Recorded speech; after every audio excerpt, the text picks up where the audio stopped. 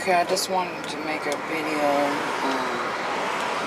to give some tips on some things I learned just from my personal experience dating the Illuminati and working for them, and what I've discovered how to, survive. Now, the Illuminati is powerful. They pretty much own everything.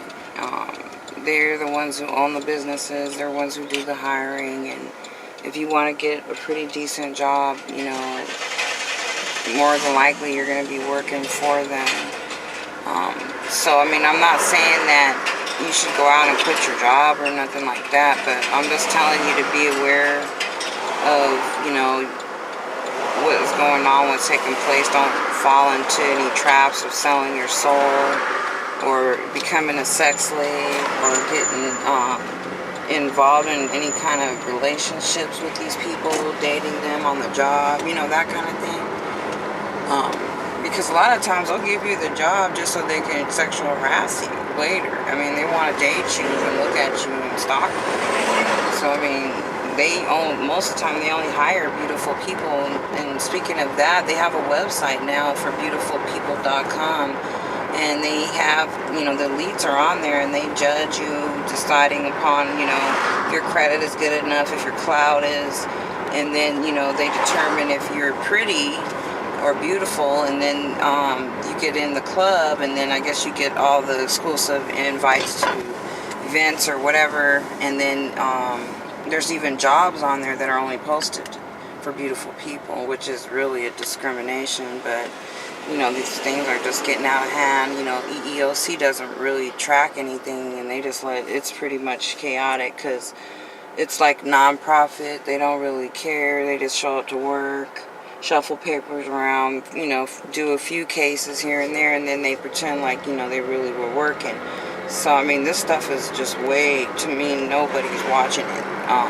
So I know for a fact that's against the law, discrimination, to only hire beautiful people, but, that's the way the world's going. So, you can look on the website if you want. It's at beautifulpeople.com. But anyways, back to, the tips I'm trying to give you. Now, what you have to do is you have to make sure that you are living pretty much as cheap as possible. Maybe sharing a place, just like the Asians do and the Mexicans, they live like 3-4 families to one place, and they, divide it, and they save a lot of money. They might only be paying $200 to live in a nicer area in a bigger house.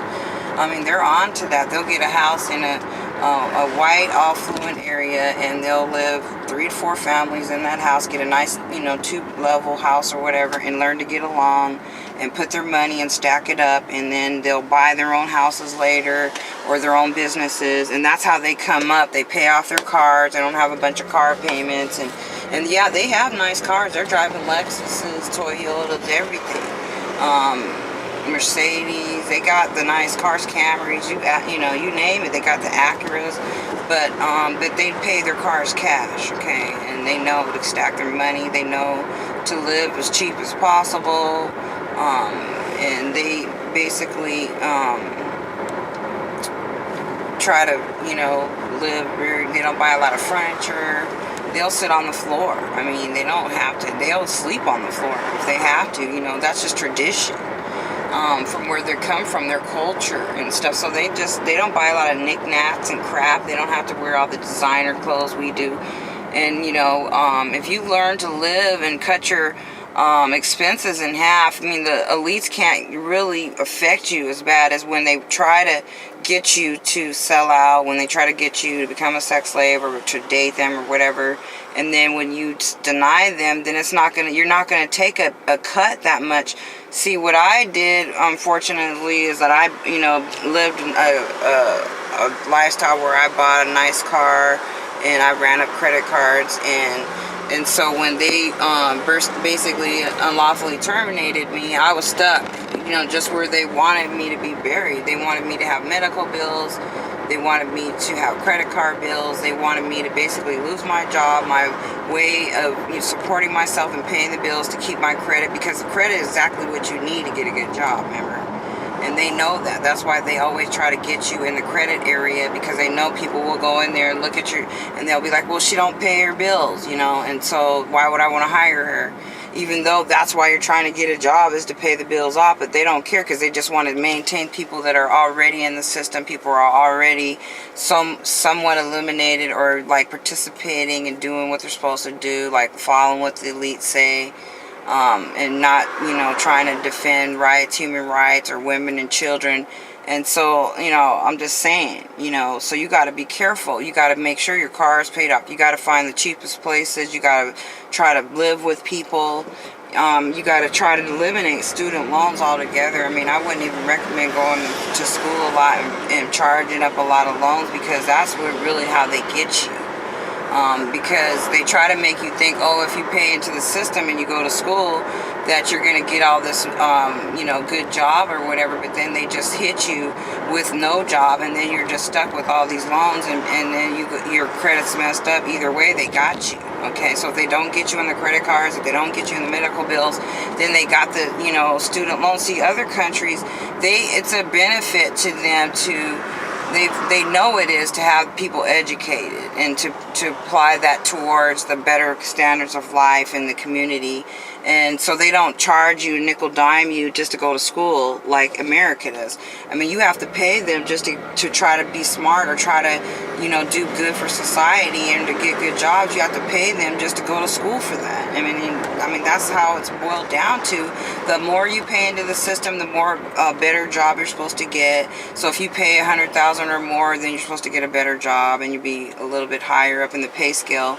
So they're like, well, if you give me all this money, then I'll give you a better job. So that's kind of how it weighs out. You know, it's like a give and take system. And so if you don't have someone willing to go in there and just pay for all your student loans and stuff, then you're pretty much going to be hurting. So they're going to get you there. They're going to get you in so many ways all day long, into where they leave you on welfare. They leave you basically at a food bank, broke, maybe homeless shelter, Section 8. And that's where they basically, their goal is to place women so that they, you know, will cry, and then they'll be an example to the other women. Look what happens when you don't follow the rules, when you don't succumb to us and, you know, our cults or our way of life. Because the women that are listening and following, they're the ones that are basically getting all the lavish lifestyle, all the nice cars, all the bling rings, and the mansions and the nice homes. They're the ones who have all the good clothes. They have total access to everything, the technology, the new phones. And so it's, you know, not hard to believe. So I'm going to have to turn this off for a minute and start over.